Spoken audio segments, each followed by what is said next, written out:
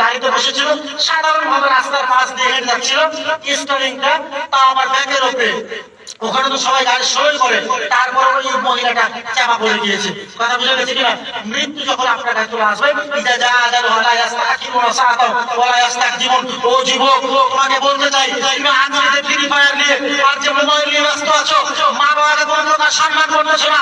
আর আমি বলতে চাই, ও পিতা, ও আমার বাবা, আমি আপনাদের বলতে চাই, আপনি আপনার যে আপনার সন্তানটাকে অটো হাতে ধরিয়ে দিয়েছেন, এই টাচ হাতে ধরিয়ে দিয়েছেন, যা কিছু করতে লাগিয়ে দিয়েছেন, কোনো প্রকার শাসন নাই, কোনো কিছু নাই।